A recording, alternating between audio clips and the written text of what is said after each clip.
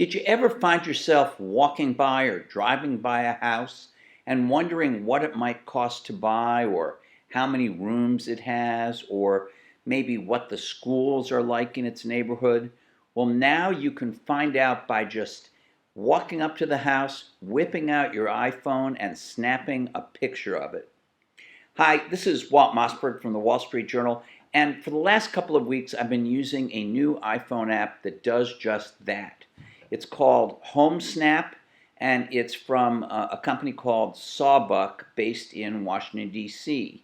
Now, HomeSnap is a fascinating and I think kind of fun new way to find out information about houses, whether they're for sale or not. And as I said, all you have to do is take a picture of the house with an iPhone.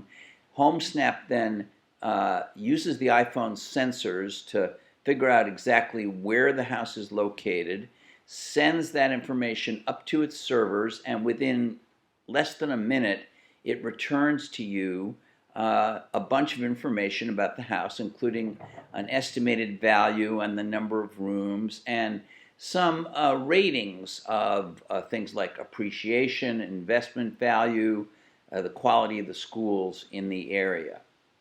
HomeSnap is free, and it's made by a company that is an online realtor, but taking a snap, as they call it with HomeSnap, does not send information to an agent, a realtor, or cause that realtor to call you or email you or in any way try to put the hard sell on you.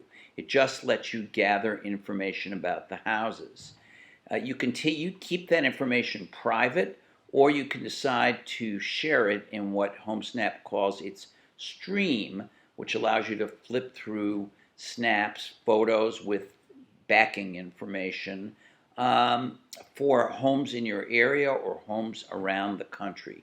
Or you can share a snap if you want by email, text, or the common social networks. I've been testing HomeSnap in the Washington, D.C. area, particularly Maryland suburbs of Washington, D.C., and also in Rhode Island. And in my tests, HomeSnap was almost always accurate and quick. If I was taking a picture of a house that actually is for sale, I got even more information, including in most cases, interior photos and information on the bids that had been submitted for the house and more. I did have a couple of cases where HomeSnap couldn't identify the house, and I had a couple of others where it wasn't certain, and therefore it gave me an aerial photo and allowed me to pick the right one from markers on the photo. But in most cases, it worked exactly as I described. I just took a picture and HomeSnap returned the information.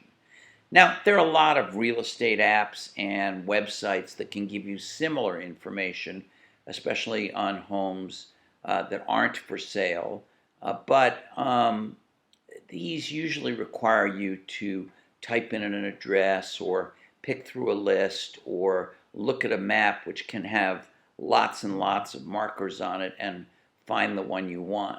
The genius of HomeSnap is you just have to take a picture. Now, you do have to have an iPhone at the moment, but excuse me, the company is working on an Android version and an iPad version. There are also some other downsides. It doesn't give you a lot of extra information about a home that's for rent the way it does about a home that's for sale. The company's working on that. It also doesn't work if you're looking at a condo, let's say, that's for sale or rent inside a large building, and again, the company is working on that. But overall, I thought HomeSnap was both a useful and an entertaining app to use, whether you're curious about homes, whether you're actively in the market, or frankly, whether you're just nosy. If you have an iPhone and you fall into any of these categories, you might want to give HomeSnap a try. This is Walt Mossberg, and I'll see you next week.